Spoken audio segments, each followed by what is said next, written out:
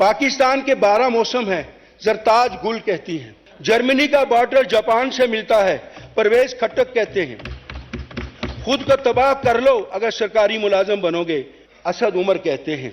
अमरांडो और गमरांडो ये नासूर छोड़कर चला गया और ये अमरांडो और गबरांडो मुल्क की जड़ों में फंस चुके हैं। हम कोई गुलाम है? तो तुम्हें शर्म आनी चाहिए। बार उठाकर देख लें कि अमेरिका से मदद की भीख मांग रहा है। मैं आलम इस्लाम का वाहिद लीडर हूं। वाह कुर्बान जाइए, अपने मुंह को ताले लगाएं, वरना और भी बहुत कुछ है हमारे कहने के लिए। मैं आलम इस्लाम का वाहिद लीडर हूं। वाह कुर्बान जाइए, घोड़ों की दौड़ में गधा उतार बैठे हैं। तो जनाबे वाला,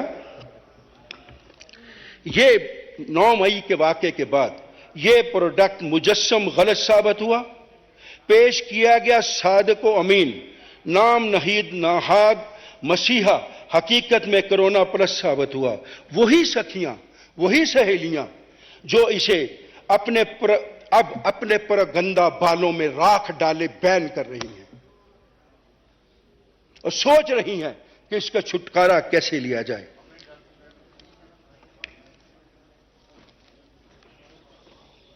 और आज ये मासूफ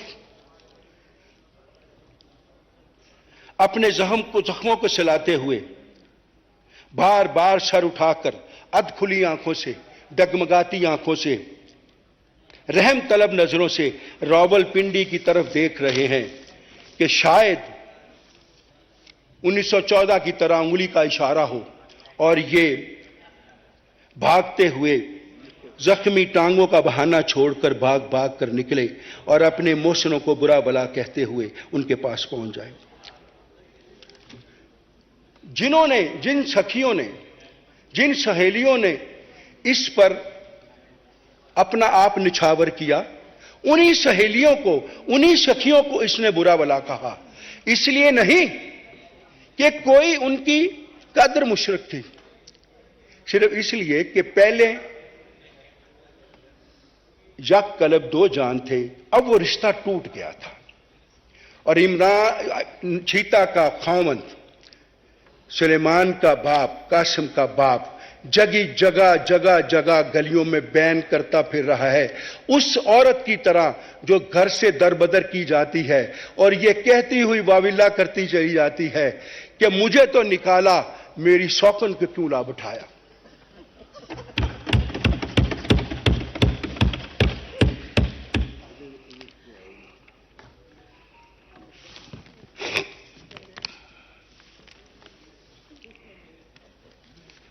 लेकिन अब तो ये अपने इंजाम को पहुंच गया, इंशाअल्लाह ये अपने इंजाम को पहुंच गया। लेकिन ये अपने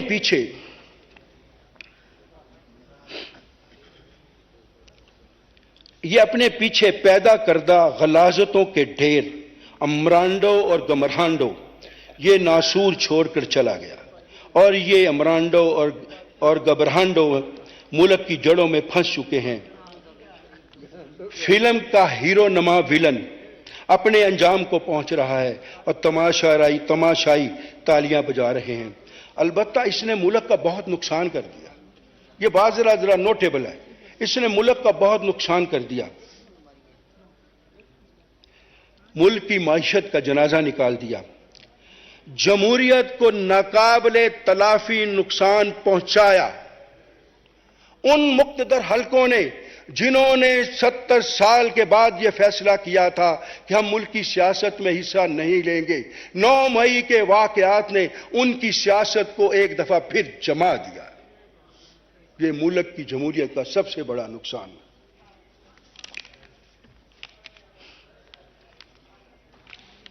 और इसमें कहा जा सकता है कि अंजाम को पहुंचा हूं अंजाम से पहले, अब मेरी कहानी सुनाएगा कोई और।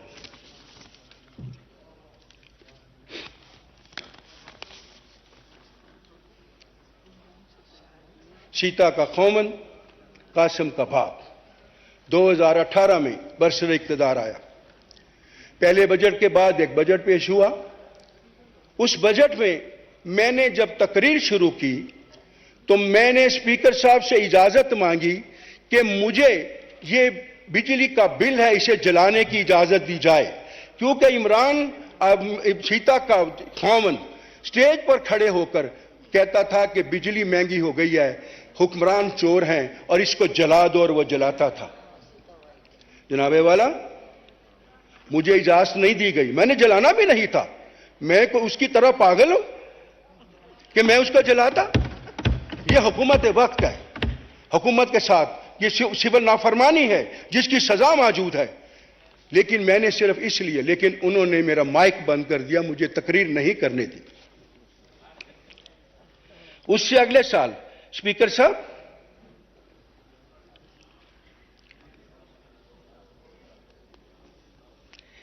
मैंने अपनी तकरीर में जब उनके वो पोल खोले जो उन्होंने लोगों से वादे किए थे कि लाखों नौकरियां देंगे, हजारों घर बनाएंगे, तो फिर मेरा स्पीकर बंद कर दिया गया, मुझे वो अब करने की इजाजत नहीं दी गई। और फिर मैंने उससे अगली तकरीर में मैंने कहा कि इस नशई ने मेरा मुल्क तोड़ दिया, इस नशई ने मेरा मुल्क बेच दिया। मेरा माइक फिर बंद कर दिया गया और मुझे तकरीर नहीं करने दी गई। 2021 और 2022 के बजट की तकरीर में मैंने कहा, टेरियन के बाप की अना परस्ती एक तरफ, एंकर की जबान, दाई का बयान, सहाफी का कलम, अंपायर की उंगली, जज का थोड़ा, नेब की हथकड़ी और जनरल की छड़ी सब तुम्हारे साथ थे, लेकिन तुम फिर भी ना हिलते और मेरा माइक फिर बंद कर दिया गया। मैंने इसकी शिकायत ख्वाजा आसफ साहब से की, राना सनाउल्लाह साहब से की कि गुलाब स्पीकर से कहें कि मुझे मेरी बात मौका दिया जाए कि मैं अपने दिल की बात कर सकूं, लेकिन किसी ने मेरी बात नहीं सुनी। और मेरी एक एक बात सच साबित हुई। मौलाना जलालुद्दीन रूमी ने कहा था कि 1000 काबुल लोग मर जाएं, मुल्क को कोई फर्क नहीं पड़ता। एक नाहल शख्स हुक्मरान बन जाए तो मुल्क को बर्बाद कर देता है। इसने मेरे मुल्क को बर्बाद कर दिया, इसकी नाहली ने मेरे मुल्क को बर्बाद कर दिया।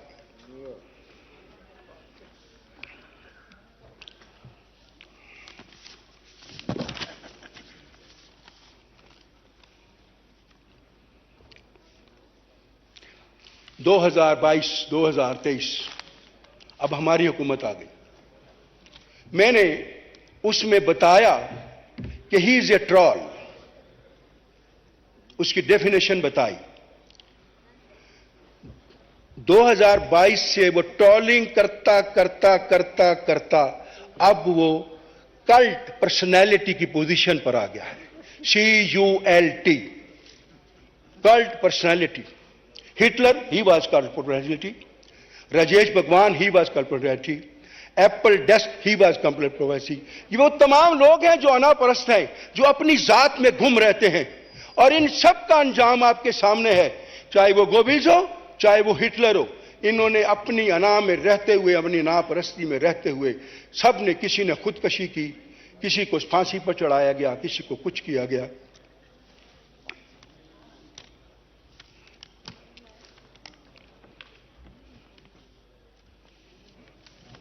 इसके तमाम साथी इसको छोड़कर जा चुके हैं। इसके पास कोई नहीं जो इसके साथ हमदर्दी कर सके, इसको संभाल सके। आसो याज की कैफियत में है, मगर माजी के बयानात देखे जाएं, 2015 में इसने कहा था, चाहूं तो मैं बनी गाला को आग लगा दूं। फिर मुतअद्दिद बार इन्होंने कहा कि मैं खुदकशी कर लूंगा, खुदकशी की धमकियां देते रहे। इसकी हिफाजत हुकूमत वक्त की जिम्मेदारी है।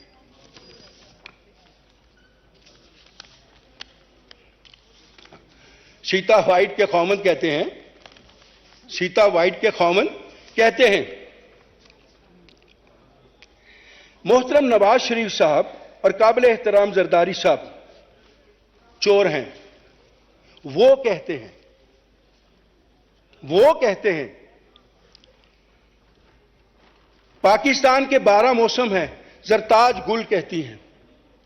जर्मनी का बॉर्डर जापान से मिलता है, परवेज खट्टक कहते हैं। खुद को तबाह कर लो अगर सरकारी मुलाजिम बनोगे, असद उमर कहते हैं।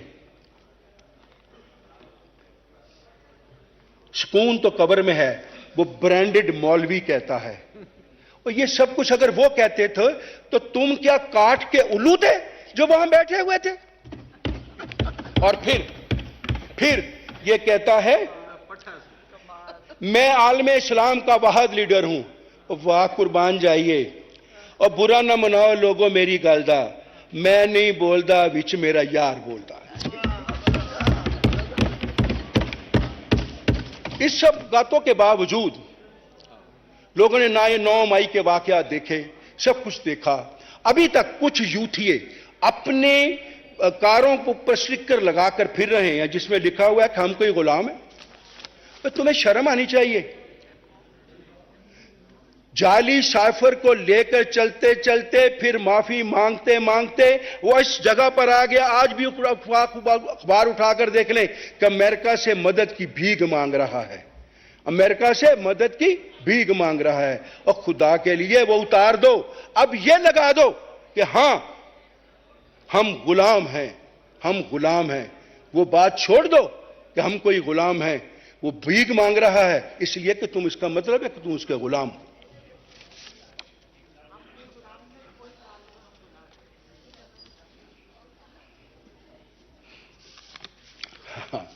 अब ना वो एक हमारे पुराने साथी हैं, कायद मोहतरम मियां नवाज शरीफ के पास 90 की दहाई में उनके पास बहुत आना जाना था।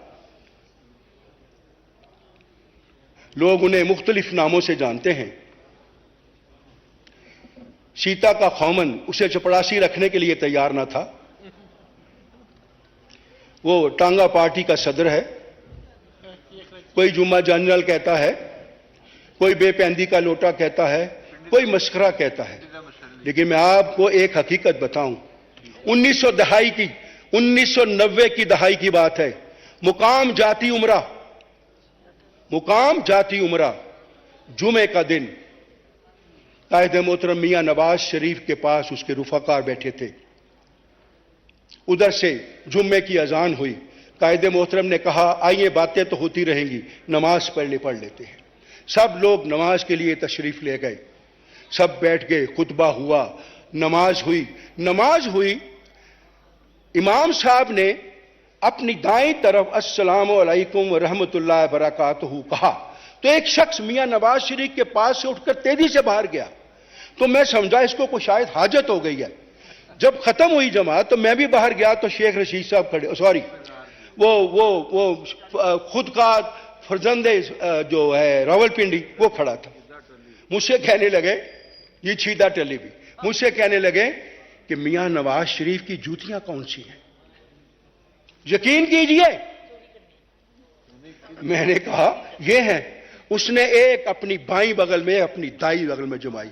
जैसे ही कायदे मोहतरम मियां नवाज शरीफ साहब तशरीफ लाए, उनके पांव में जूतियां पहनाने लगा। यह है ऐसे लोगों की औकात जो बढ़ बढ़ कर बातें करते हैं। अपने मुंह को ताले लगाएं, वरना और भी बहुत कुछ है हमारे कहने के लिए। ये वहां क्या क्या करते थे, किस तरह मियां मोहतरम मियां नवाज शरीफ की ये